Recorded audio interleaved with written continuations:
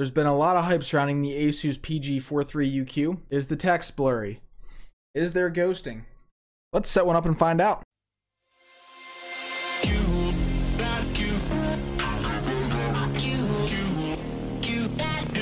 Oh my god!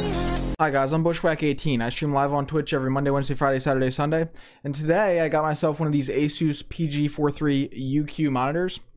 And let's watch me set it up real quick. Here's the unboxing experience. The Asus PG43UQ is a 4K 144Hz monitor at a 43-inch size that is perfect for 4K. The pixel density at this size makes the image super crisp and it looks great.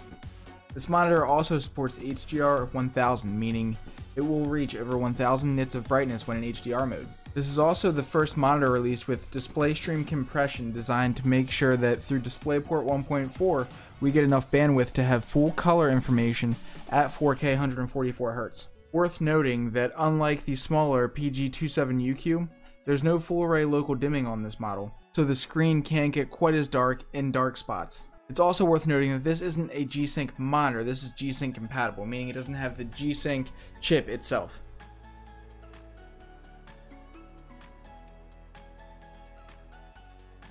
Okay, so with this monitor, we got some good and we got some bad. Okay, we'll just say we got some bad with this.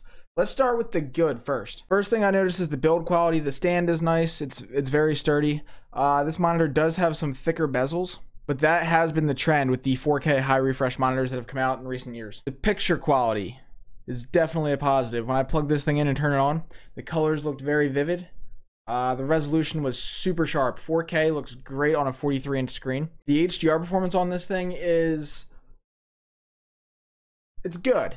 It's not great. There's no extravagant, full array local dimming on here. It's not going to reach the blacks of an OLED panel. So it does get bright. It gets over 1000 nits of brightness. So you will notice some bright highlights here and there, but it's not going to be quite as impactful as one of the smaller 4K 144Hz monitors with the full array local dimming, like the Asus PG43UQ. So if I had to list the HDR as a positive or negative, I'd list it as a positive, but it's not as good of HDR as I've seen. Also, it comes with this little handy remote. This thing's pretty cool. So if you're setting the monitor a few feet away and you don't want to get behind it to hit those OSD buttons, you don't have to. You got this remote right here. Okay, guys, now to the bad.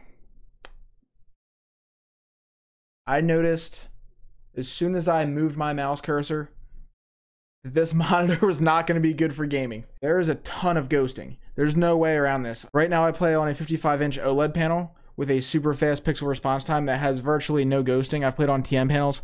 I've also played on VA panels, just like this panel. This panel is a VA panel. Having played on the HP Omen X Imperium 65 BFGD VA panel, similar listed response time, that actually had a lot less ghosting than this panel. The ghosting on this panel is awful. I played a few matches of PUBG, tried some other games, and it seemed to be okay. The ghosting wasn't very noticeable when you were strafing around with WASD keys, but as soon as you started doing faster movements with the mouse, everything got blurry and sometimes discolored. It almost looked like a overshoot situation on every single overdrive setting. It got really bad on overdrive setting number 5, but 1 through 4, it wasn't a ghosting situation I've seen before, and I've played on a ton of different monitors. It looked bad. Much has been said with VA panels about black smearing. I noticed ghosting all over this thing, whether it was a light scene, a dark scene. I noticed a ton of ghosting, and that's pretty upsetting because I had high expectations for this panel. I thought it might do a decent job. I was kind of expecting a smaller version of the HP Omen X65, because that thing, even though it was way overpriced, it really did a decent job of gaming. So I was thinking maybe we could get a 43-inch version of something similar, but it's not even close. Another negative that's been talked about a lot is whether or not the pixel layout is RGB or BGR. This does appear to be BGR.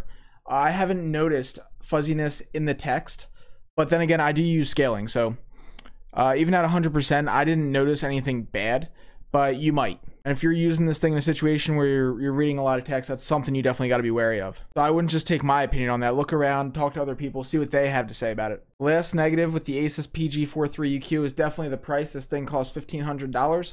You can get a 55-inch OLED for that price, which is superior in just about every way except for those extra 24 Hz on the refresh rate. And at 120 Hz on an OLED, it feels much faster than 144 on the VA panel. It's not even a question. Not to mention, you're not losing track of enemies while you're panning around and moving your character in fast twitch situations. So in conclusion, how I feel about this monitor is the 43-inch size is great. 4K resolution is great. The idea is great. The way they implemented this idea is not great. If you're a console gamer that's looking for something this size with HDR capabilities, it's not bad if it's half the price. But for $1,500, you expect a top-end panel, and this panel is not it. I think that's really unfortunate because there's a lot of people looking for a premium panel in that 43-inch size for a semi-reasonable price. All right, guys, I know you're gonna have questions about this. I tried to be as fair as possible with this review. There are some good things about this monitor. The size and resolution are good. The brightness is good. But for me, for $1,500, the negatives, oh man. Oh man, I think it's fair to say this is not a good decision as a purchase. And me personally, if you're looking for a monitor that's between $1,000 and $2,000, look at the LG C9 TV or the 48-inch option that should be coming out in a couple months, because those things do everything that the Asus PG43UQ does, and a lot of it they do a lot better. So that's the route I'm going to stick with. This thing's definitely getting a return immediately. Get it out of my house. I don't want it here. If you have any questions, put them in the comments section. Give this video a nice thumbs up if you found this informative and interesting. If you hate me, give it a thumbs down. And don't forget to subscribe. Catch me live on Twitch every Monday, Wednesday, Friday, Saturday, Sunday. Guys, I'm Bushwhack18. See you later.